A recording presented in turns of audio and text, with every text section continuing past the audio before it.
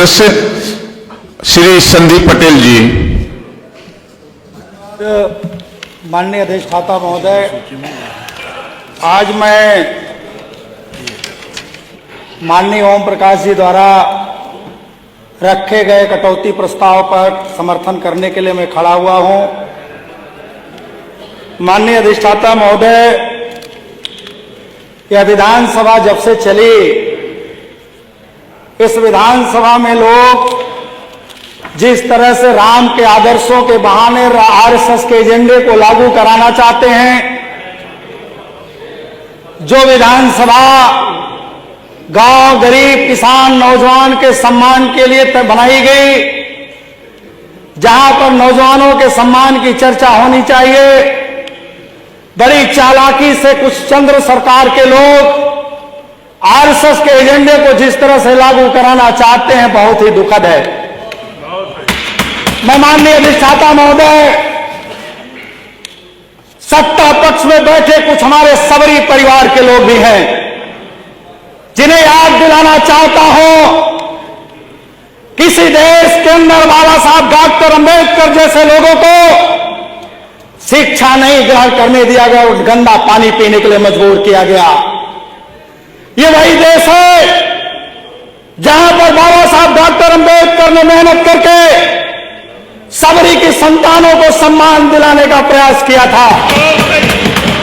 मैं आज बड़ी जिम्मेदारी से कहना चाहता हूं कि जिस राम राज्य की बात कही जाती है, कबीरदास का एक दोहा है, गुरु गोविंद दो खड़े काके पर लागू पाए, अब बलिहारी गुरु अपने गोविंद दियो बताए।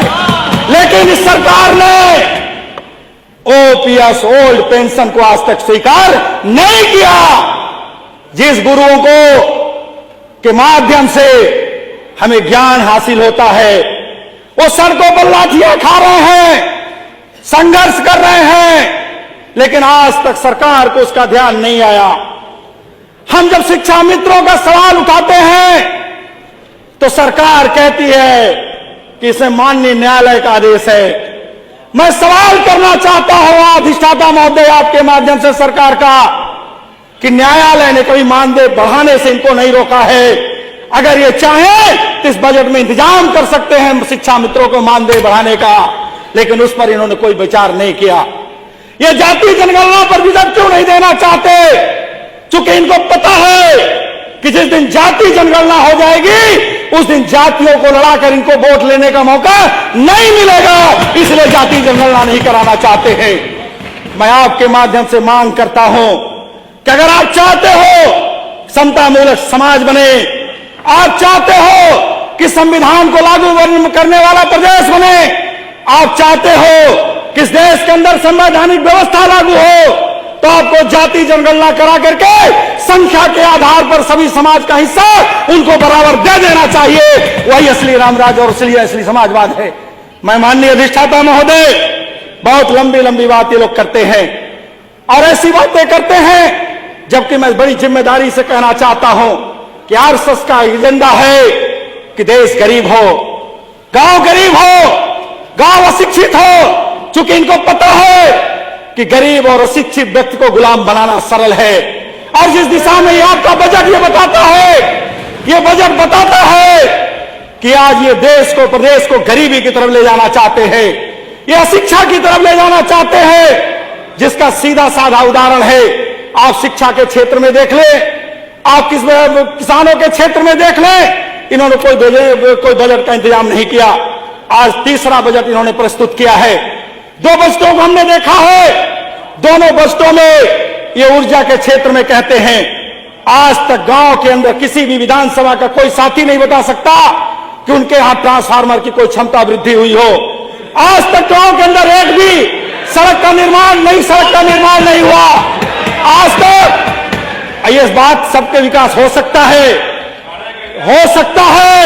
कि आपको अलग से बजट मिलता हो, लेकिन हम सभी जितने विपक्ष के साथी हैं, अगर आप कहते हो सबका साथ सबका विकास, तो हमारे भी क्षेत्र का विकास होना चाहिए। अगर आप इस बात की चर्चा करते हो, मैं माननीय अधिष्ठाता महोदय, मैं चूंकि समय कम है, इसलिए मैं अपने क्षेत्र की तरफ आपको ले चलना चाहता हूं। ये 2025 के कुंभ की बात करते हैं।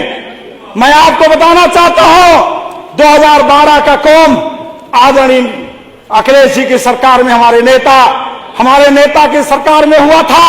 अब बड़ी जिम्मेदारी के साथ कहना चाहता हूं कि जो काम उन्होंने इलाहाबाद जनपद के अंदर कराया, इस सरकार ने केवल कुंभ के नाम पर बजट का बंदरबांट किया, आज तक कोई काम कराने का काम प्रयागराज में नहीं किया। मैं अधिष्ठाता महोदय, मैं कहना चाहता हूं, जब हम विधानसभा के अंदर खड़े होते थे घटना याद आती है। जब 27% रिजर्वेशन की बात होती है, जब मंडल की बात होती है, तब इनकी तरफ से कमंडल की बात शुरू कर दी जाती है, चूंकि इनको मंडल को दबाने का प्रयास किया जाता है। याद करते हुए नेताजी को श्रद्धांजलि देना चाहता हूं कि नेताजी ने उत्तर प्रदेश के अंदर सिर्फ 27% आरक्षण नौकरियों में नहीं दिया, बल्कि शिक्षा संस्थानों में लागू करके गांव के अंदर नौजवानों के अंदर शिक्षा में ताकत लाने का काम किया था। और माननीय अधिष्ठाता महोदय, मैं अपने क्षेत्र के विकास की तरफ आपको ले जाना चाहूंगा।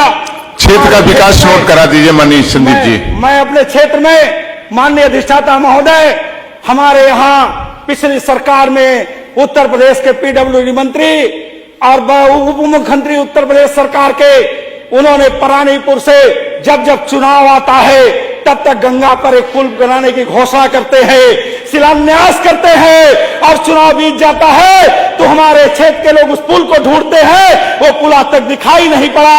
मैं मांग करता हूं कि उस पुल को हमारे क्षेत्र में परानीपुर से जो बनारस रोड को जोड़ने का काम करता है, उस पुल को बनाने का कष्ट करें। एक सड़क हमारे यहाँ करसना विधानसभा के साथी विधायक बैठे हैं, जो उनके क्षेत्र से निकलकर मेरे क्षेत्र से होती हुई विंध्याचल को जाती है, मैं उसको स्टेट हाईवे बनाने की मांग करता हूं। इतना ही नहीं, हमारे क्षेत्र के अंदर तमाम धार्मिक स्थल हैं। मैं आपसे मांग करता हूं कि उनको धार्मिक स्थलों को पर्यटक स्थल में चयनित करके उनका विकास करने का काम करें। मैं आपके माध्यम से एक बात कहते हुए मैं अपनी बात खत्म करूंगा। ये जो आरएसएस की मंशा है देश को गरीब बनाने की, आरएसएस को मंशा है आरक्षण को खत्म करने की, जिसका जीता जागता उदाहरण धन्यवाद 6900 शिक्षक हैं। धन्यवाद माननीय संदीप पटेल जी। श्री अभय सिंह जी, माननीय सदस्य।